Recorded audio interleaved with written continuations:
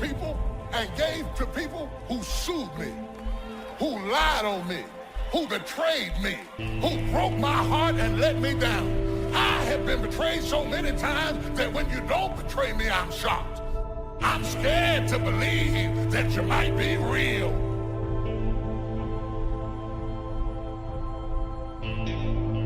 If you got somebody that's dragging, that's going down in a downward spiral, and you decide that you're just going to pour everything into them, well, then you're going to go down that downward spiral as well, and now you're not going to be able to help them. So I think you definitely have to take care of yourself as a person so that you have the platform to take care of someone else and help someone move in the right direction.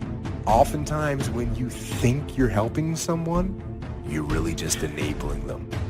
You got to detach. You got to make sure you're not becoming emotional. You got to make sure that you're seeing the person and the situation for what it really is. Not what you want it to be, but what it really is, who they really are, what they are really doing. And then when you're detached, you got to make logical decisions from that point of detachment to decide whether this person can be helped and how far you're willing to go to help them. And you got to remember, you can't be a hero to everybody.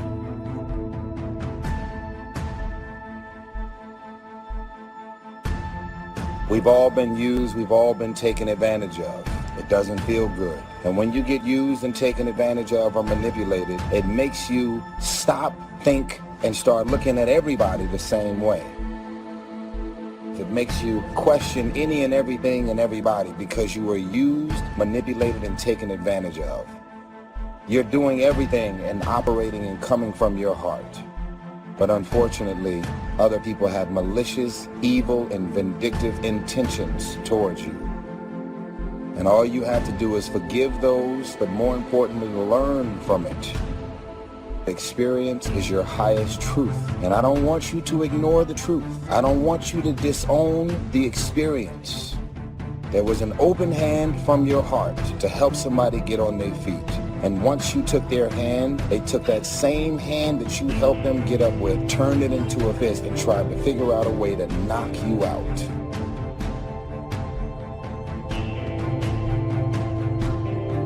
Sometimes it takes you a minute to process what to do when right goes wrong. You're not ready for a new relationship because you can't figure out what happened in the old relationship because you said, I gave my very best and it went wrong, and so I have lost confidence in my best. Because you left me with the notion that maybe my best isn't good enough. So I'm not sure that anybody will ever see my best again. Because I did it from my heart. I did it from my heart. And now I know what young people do not know is that right can go wrong.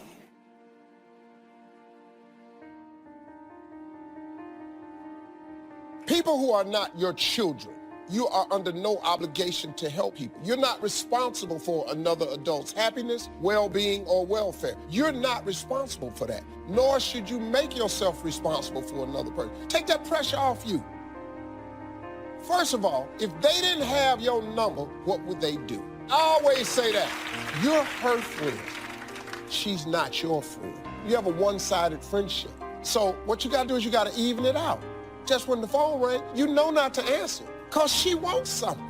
So don't answer. Here's the best thing to do. Stop using your voicemail on your phone because I'm gonna teach you something. Do you notice that 95% of all your voicemails are a request? Let your voicemail fill up and don't ever empty. Don't you become the 911 in everybody's life. Just stop. Release yourself from the pressure. Now her number, I would just block her number. I just learned how to block numbers this past Christmas. Oh my God, did you all know that? It's the greatest, oh my God. That's what I gave myself for Christmas. My life's so good right now. Some of y'all right now are in relationships and friendships that you are clearly being used and taken advantage of. They're either gonna come after your man, when you let them live with you. Come after your wife. They're jealous of who you are and all the things you have, and yet they're using you for these various things. Pay attention to people and who they really are. Don't manipulate your mind to thinking, you know what, maybe I'm just being a negative person. There's this thing called instincts, intuition, and discernment. Pay attention to them. Don't disown them, because you will end up in pain in the end if you don't move on the discernment, the instincts, and the intuition about people, things, and situations.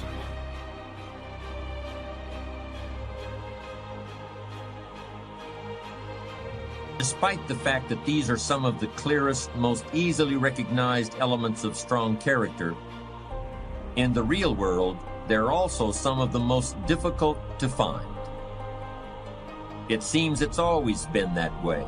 In ancient Greece, the philosopher Demosthenes went searching for an honest man, and he never found one.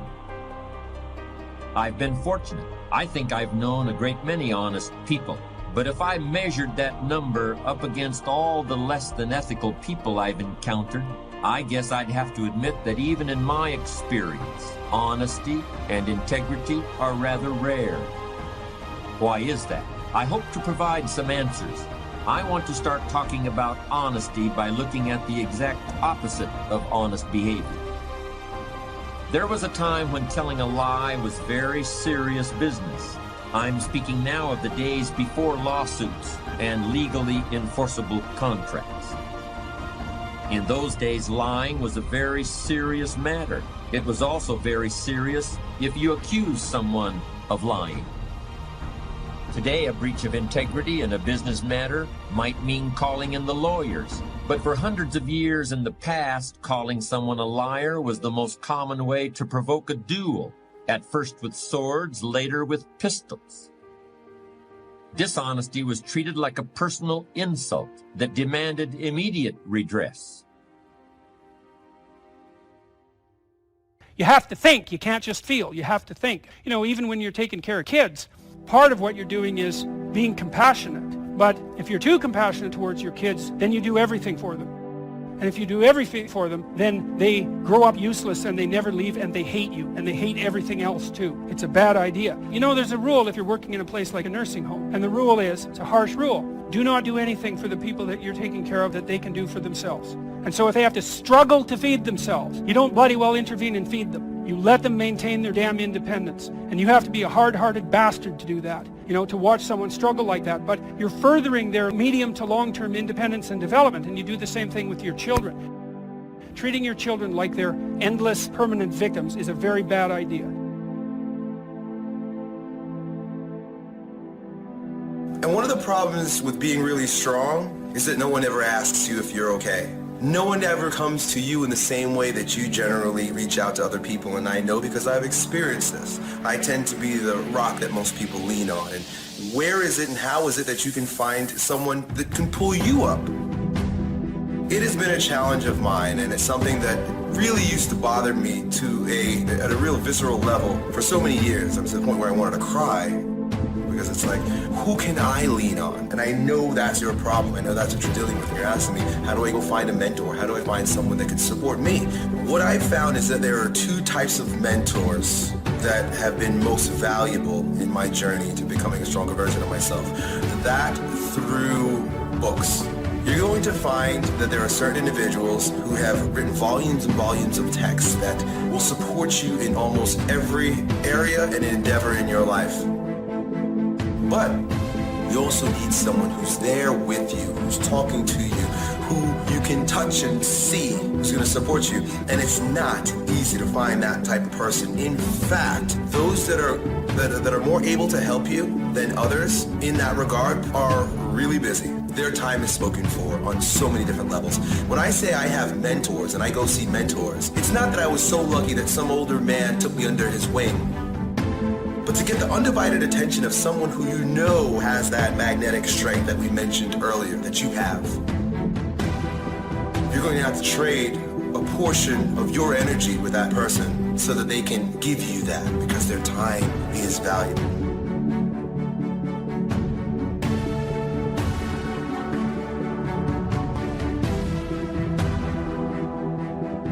because you've been through some stuff and you can help them, give them advice, give them insight over things that they may be struggling with. This is what the love circle is. We spread love.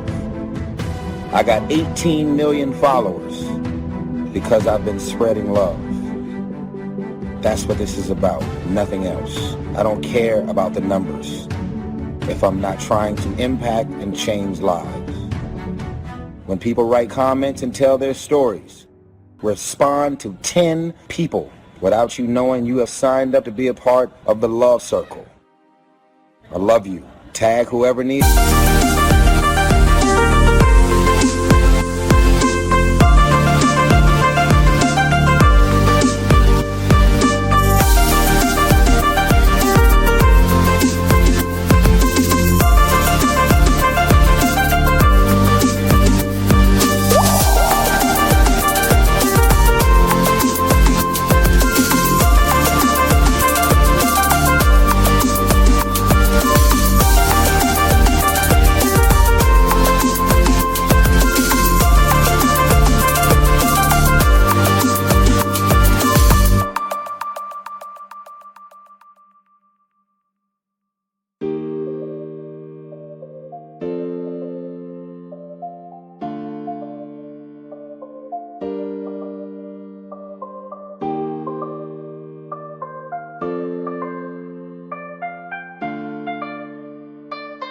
To see this video and make sure you share it.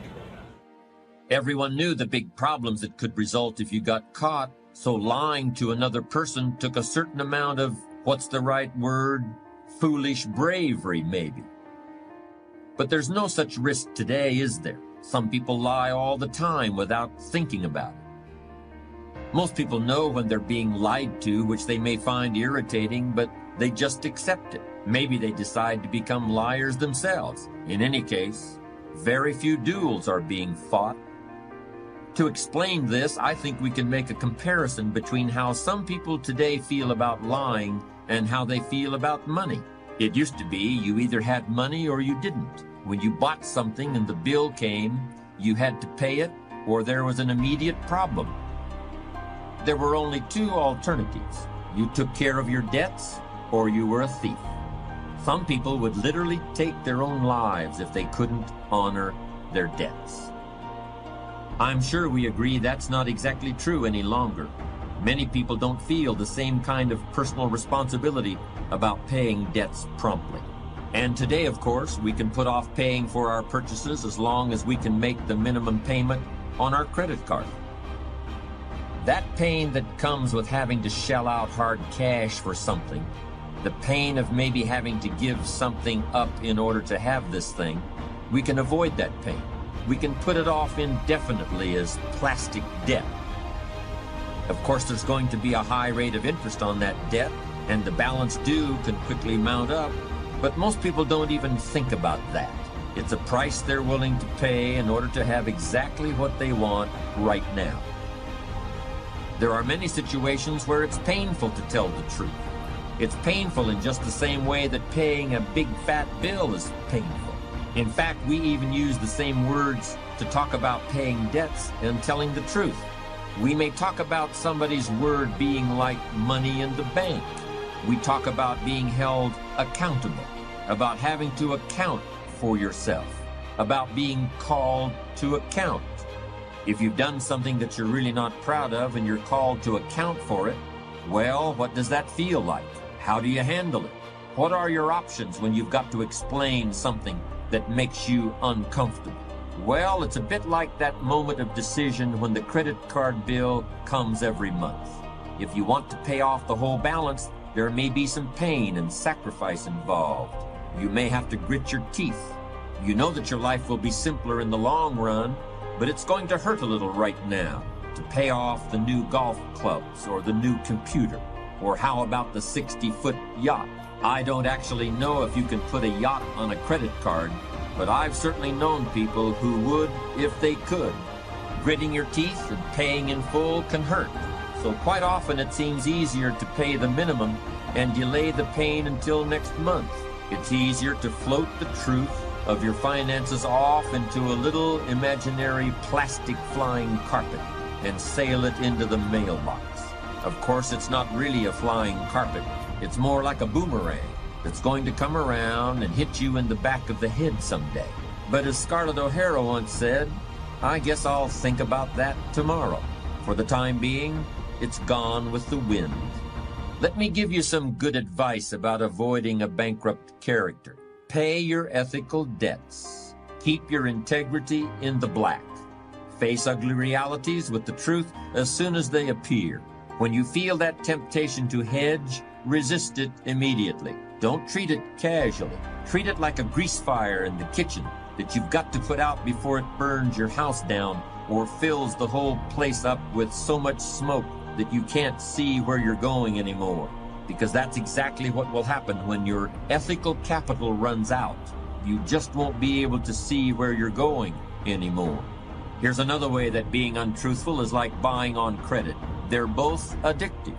At first, they both go down so easy, and they leave you wanting more. Any addictive behavior offers a simple, short-term escape from a problem. But that escape becomes more and more complicated as time goes on. Lying can get extremely complicated. You've really got to have an outstanding memory to be a good liar, because you're always having to create more lies that are consistent with the one you told in the first place. I'm sure we have at some time been caught up in a dilemma like that. Shakespeare had it right all along. What a tangled web we weave when at first we practice to deceive. Maybe you think I'm being a bit tough here. Am I really saying that in every instance you've got to tell the truth, the whole truth, and nothing but the truth? So if somebody asks me, how are you today? I'm supposed to say, well, I gotta be honest with you, I have a sore finger. Last night I had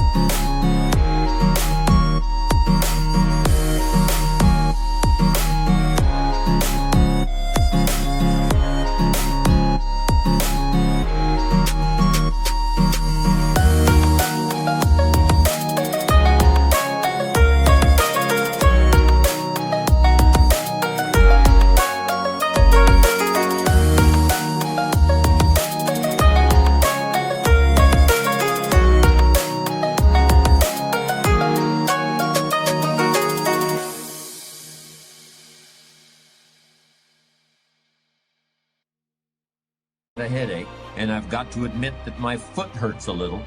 No, that's not what I mean. In fact, I think there are many times when some flexibility with the whole truth and nothing but the truth is called for, and I'll be discussing those later. Outright lying, however, planned lying, lying with an ulterior motive, lying for personal gain, that kind of lying is definitely something to be avoided. But untruthfulness is so tempting today, and I want to spend a little more time on it. I want to make a clear distinction between what I call foolish lying or silly lying or stupid lying and lying that is downright evil and poisonous to the character. Boasting, bombast, blarney, bragging, these are all the same thing. They're always floating around in the atmosphere, and they can affect you at any time like catching a cold. They're mostly harmless unless you start building a whole personality around them, which has definitely happened to some people. I should mention that there's such a thing as boasting in reverse too. People who flaunt their frugality, people who poor mouth, people who are oppressively ostentatious in their lack of ostentation. This is actually becoming a bit more common. Keep an eye out for it.